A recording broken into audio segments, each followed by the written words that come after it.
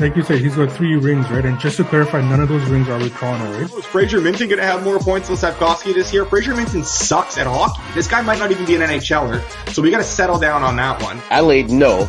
Minus 160 on will they show her holding a drink in her hand. They are 2 points behind the St. Louis Blues in the wild card, and they are. Oh, the Blues are dog water. The Blues suck. The Blues are the worst of those 4 teams that I mentioned by a mile. And they're not a good hockey team. Care, like have some set of balls, have some response, have some pride for what the hell goes on the ice. It's so absurd. I'm looking forward to the parade, but that's going to be later in the year. I'd rather have so money in that than have Alber Soderblom. I would rather stack a bunch of garbage that I have in the corner of my room over here than have Alber Soderblom in that. He's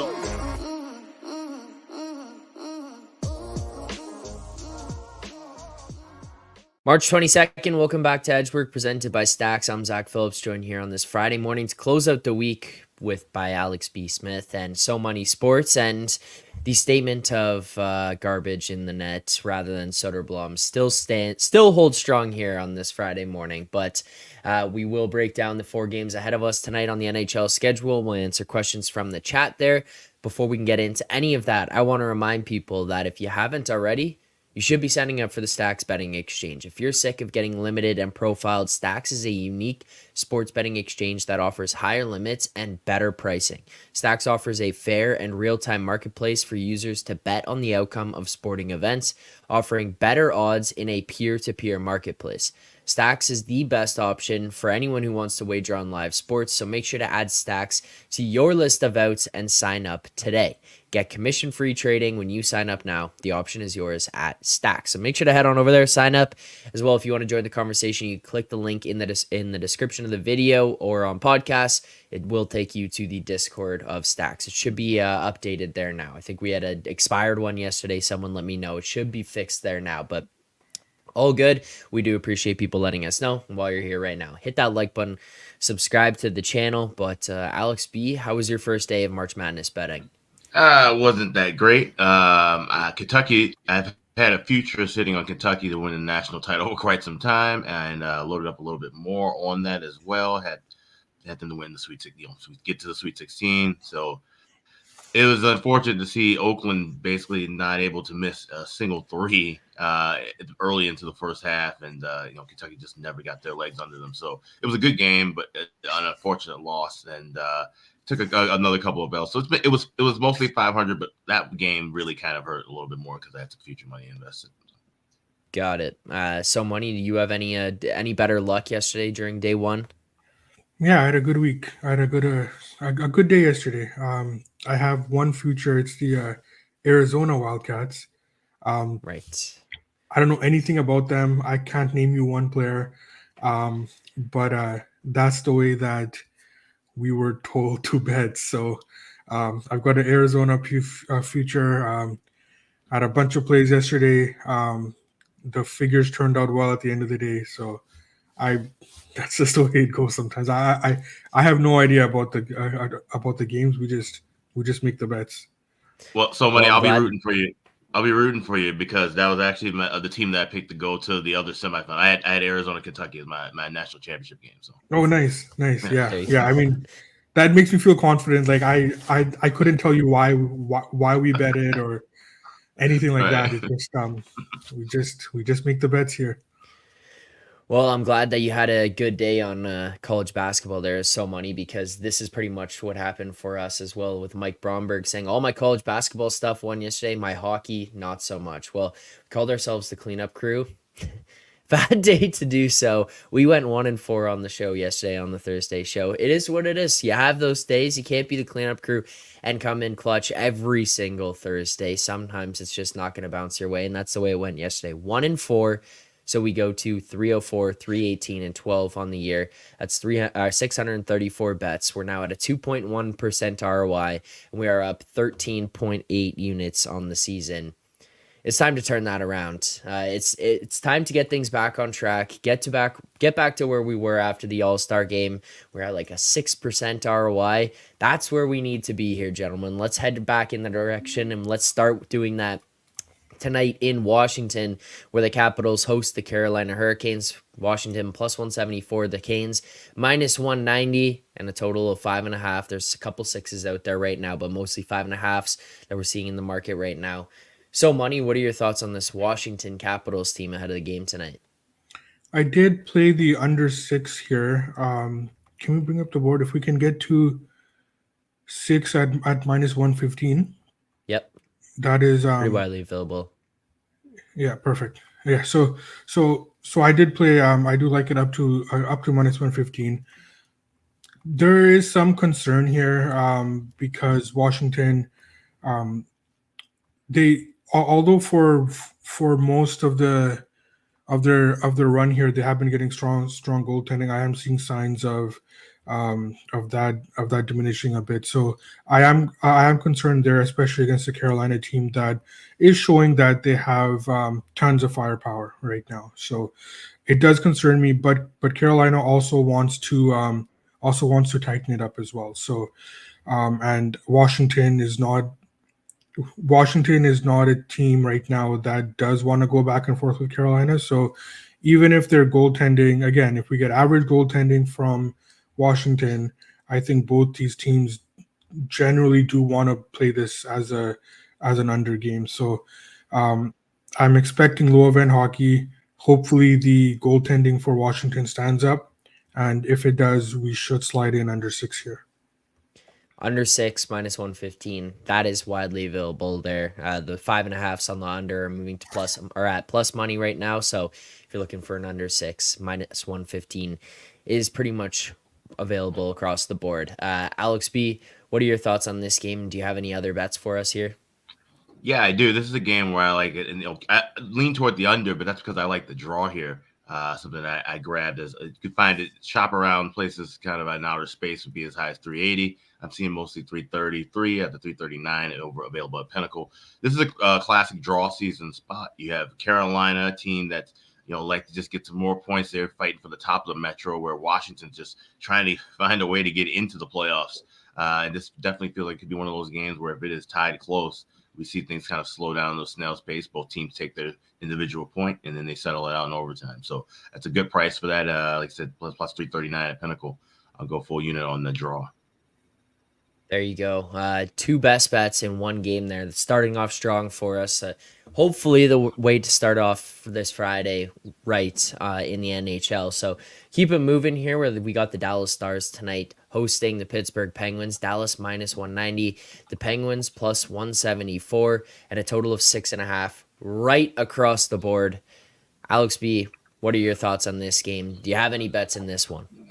So I do have a bet, but it's one we can't really track on our site here. But it's something that has been kind of noted in certain circles, and it's the second period over trend with Dallas. Now we talked about the first period overs with Dallas earlier in the year, as our fearless leader Rob Pizzola re-mentioned about a week ago. But the second period overs has actually been the real thing with Dallas as of late. 25-2 the last 27 games. We've seen 2 goals or more in the middle frame of Stars games. So that's something I'll be looking at. Maybe look for both teams to score if that's a cheaper price. So that's the angle I'm looking at. We're going to see this is a team that makes a lot of adjustments. And oftentimes with Dallas as of late, we've been seeing them giving up the first goals. So they're kind of playing catch up. So if you do like Dallas, you could wait and see that price come down a little bit. Maybe they're down 1-0 after 20, and you can make a live bet on Dallas money line and both teams to score in the second period. Yeah, and as Alex mentioned, we aren't going to be able to track this one, so it's not going to go there, go on our record because it cannot be verified by us. But similar to what Russ was giving yesterday when we were talking about the Winnipeg first team to score in that game, it's just kind of something people can go and look for themselves. But yes, as Alex said, not going to be able to track it here.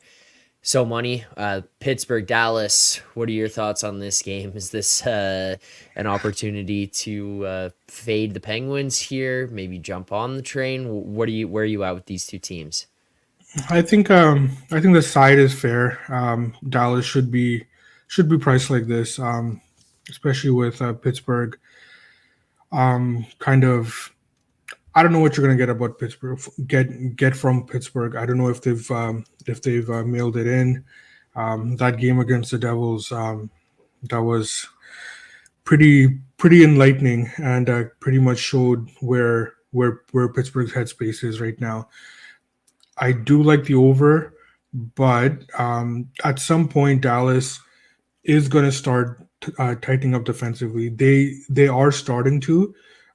Their goaltending hasn't been up to par, right? So I do like the over, but with it already at 6.5, not knowing what we're going to get from Pittsburgh, and with Dallas potentially wanting to start playing tighter hockey going into the playoffs, that's the reason I'll pass. I think that the market adjusted here uh, to get to the 6.5. So for that reason, I'll pass. But I do like the overlook here, though. All right, nothing there for us on the side or total in this game. That's 2 games down. We got 2 remaining, and let's head out to Colorado, where the Avalanche are hosting the Columbus Blue Jackets. Colorado minus 350. We see the Blue Jackets right now plus 325, thanks to our friends at Stacks. So if you are looking to get disgusting on this game and you want to bet on the Columbus Blue Jackets, the place to do so would be at Stacks. Total of 6.5 here, yet again, right across the board. So money, any involvement in this one? So another game here with Columbus, same thing, right? They have a large fuck it factor. Right. It's I do want to play the over with most Columbus games. I do like the over, but then you got to look at the price, right? It's already juiced on the 6.5. It's essentially a 7 right now, right? So if you are betting the over in this game, where do you think it needs to be if it's already a 7, right? So Right. I can't get there. I don't see an edge if it's already at 7. So if it was obviously if it was a flat 6.5, I'd be on this over. But we have already adjusted here. So for that reason, I'll pass. Colorado. It could be a similar situation to Tampa Bay last night, where Colorado just gets through the game, puts in a professional effort, gets out of there with the win, right? So it could be one of those games as well, similar to the Canucks last night, actually. So we actually didn't talk about the Canucks at all yesterday, so I realized that afterwards, and it was on a game day as well. So there's no way that I'm going 2 days without talking about the Canucks. I figured. But yeah, so I will pass. I will pass on this game as well. Don't really know what I'm going to get out of Columbus. Colorado just might put in their effort, get out of there, and we're already adjusted it to essentially a 7. So there's nothing else I can do here to go higher. And I mean, we slowed down here a little bit. We go 2 in the first game, and then we haven't had a bet here since. It's the pace between you two gentlemen has slowed down, which is fair. We're not going to force plays, but Alex, is there a bet for you in this game? Well, I got 2 more, and one of them you can actually add onto the our record here. But I've been looking just to kind of observing, reading up on this game before we started, and I was looking with Colorado. Mikko Rantanen has scored the first goal for Colorado in 3 of the last 4 games. So I'm taking a kind of split shot here, but I'm going to go Mikko Rantanen scored the first goal of the game overall, and you'll shop around at certain books. You can find first home team or first road team to score. So I'm going to go with first Avalanche goal as well with Mikko Rantanen. But you can get up as high as 8-1 for just first goal overall in the game back in Mikko Rantanen. That's the only look I'm going to take for tonight. And how do you want to play this, like, units-wise here? That's going to be a half unit. All right. Half unit, Mikko Rantanen, first goal, plus 800 there. First goal in the game between these two teams tonight. So there, we do have a best bet. And then if you want to look around as well, what price would you be looking for on Avalanche first goal for Mikko Rantanen to score the Avalanche first goal? People are looking to bet that themselves. Yeah, if you're looking to bet that, you can grab that somewhere in the range of plus 500 to plus 550. All right. Final game of the night that we'll take a look at here. The Arizona Coyotes and the Seattle Kraken. Arizona at home. We've talked about their home record and how good they've been at home so far this year. Another game for them in that University Arena. The Coyotes minus 105, Seattle minus 102. Totals of 5.5. There's a couple 6s popping right now, but 5.5s mostly. Alex, where do you come in on this game? Yeah, I think Seattle, this team is dead in the water, pun intended. And, you look at how things ended last night. They had the game tied late into the third, and with about maybe just about 70 seconds left in the contest. Keegan Kolzar gets a tap in, take a 2-1 lead, empty net goal, and it's adios. Vegas wins 3-1. And it just seems like all chances of the Kraken making a run to try to grab that last wild card spot went out the window in that contest. So now heading out to Arizona is a pretty cheap price. I mean, these are two teams playing for exercise. My friend Ian Cameron would say both teams going absolutely nowhere. But I think the motivation and edge would definitely be with Arizona. So I'd lay $1.10 here with Arizona. This would probably be a half unit play for me. Okay, well, we can get minus 105s out there, minus 108s, minus 107s as well, out to the minus 110. So we are good there for anyone who's looking. So with the Coyotes tonight, minus 105 on the money line that we are going to grab. So, Money, do you have any bets to add to this one? Well, sorry, there's something. Did you guys hear that on your end? Yeah, I could hear it here. I figured it was just slightly air conditioning or something. Yeah, right. Like no, man, it's my computer. I wonder if it sounded like that. That doesn't sound very healthy, you guys. Like an airplane taking off. There you go, settling down. All right. So I did play the under here. I did play the under 6. I'm not sure if we can track that. Yeah, it's 5.5 now. So one of the things here, we talked about Seattle last time out. They are a dead under team if they get any sort of goaltending, right? So I still do like the Seattle unders. Arizona, I do agree with what Alex was saying about Seattle being dead in the water, and also Arizona. Besides that Dallas game, which kind of got away from them quickly in like a short in a short span, they haven't been playing that poorly, and they are playing stronger defensively as well. So it's one of those games where I do like the under. I played the under, but I do have some reservations because if Seattle is in fact dead in the water, especially after their demoralizing loss last night, teams like that tend to loosen it up, right? So that would be a concern. But for now, until I start seeing that, I'm still betting Seattle unders. All right, Seattle unders, and this one you were looking for a 6. This is pretty much 5.5 across bet stamp right now. So unless you're looking out there, and I mean, so Money, what price would you be comfortable with playing this at? Because we are showing 1.6 out there on the board right now. It comes in at minus 117. If someone else is looking to play this themselves, what number would you need on that 6? So I do like that 6 up to minus 120, or a 5.5. I would need a plus 108 on the 5.5. Right, which is just not there. Yeah. So under 6 up to minus 120, 5.5 to plus 108. All right, there you go. That'll do it for best bets for us today. In terms of these games tonight, only 4 on the schedule, and that's all we've got. So, Money, you brought it up. You didn't get a chance to do it yesterday. You only briefly got to do it here today.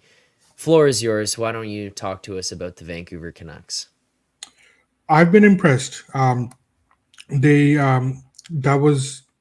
was very easy for the Canucks to kind of coast even more than they have been lately.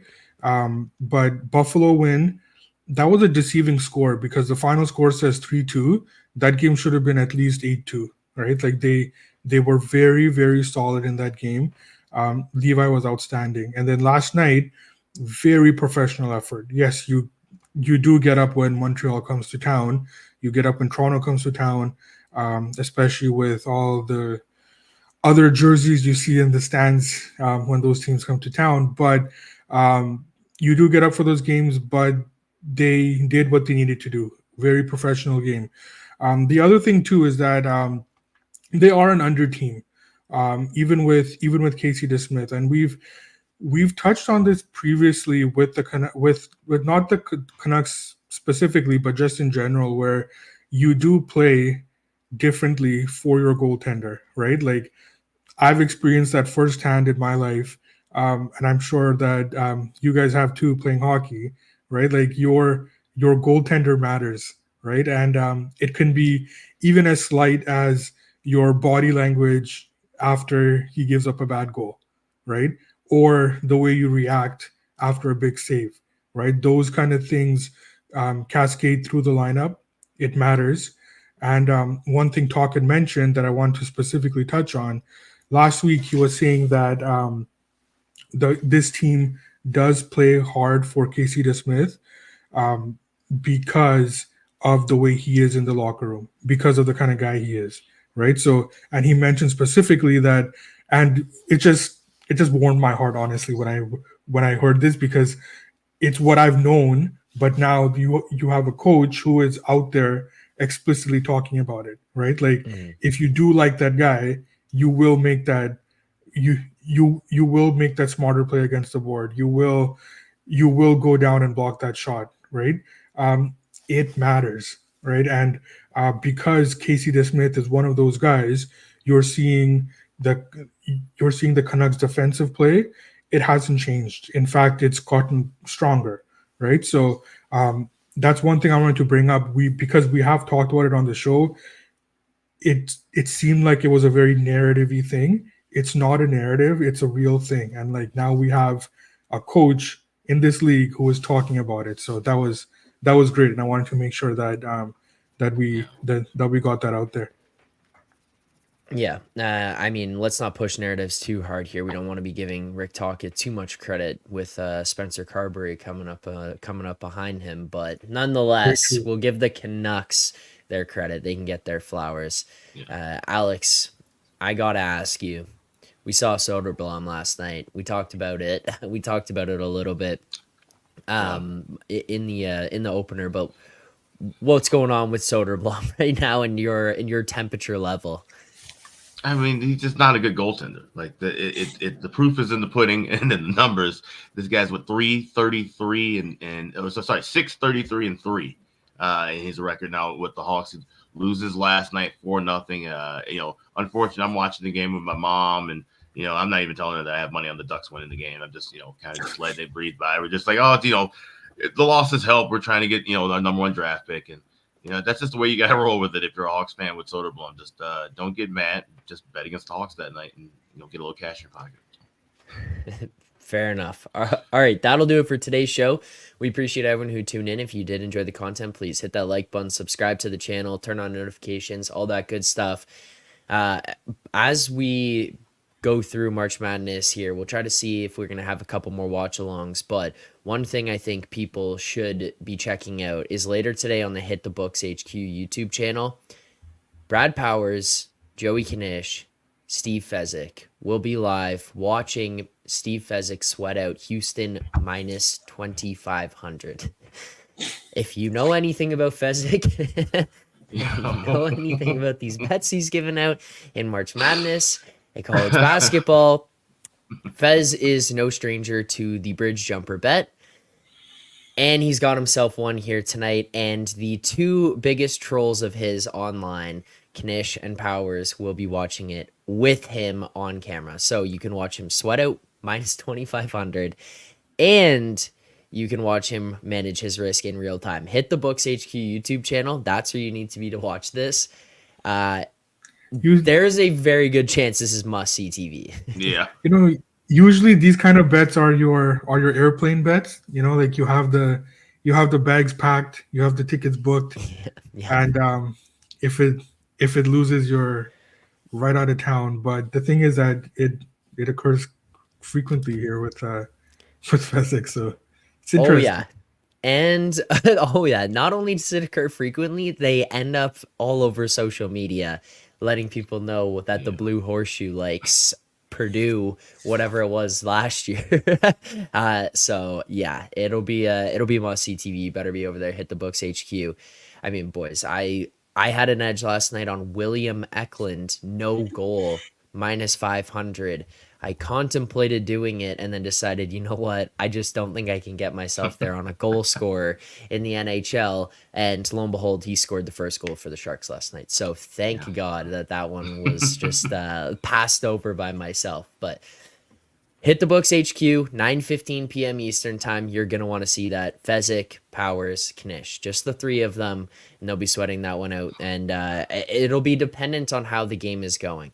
If it's going really well for Houston, they'll fuck off after the first half. If it's tight, it'll just continue on until it gets to the point that it's out of range. So make sure to tune into tonight's live stream.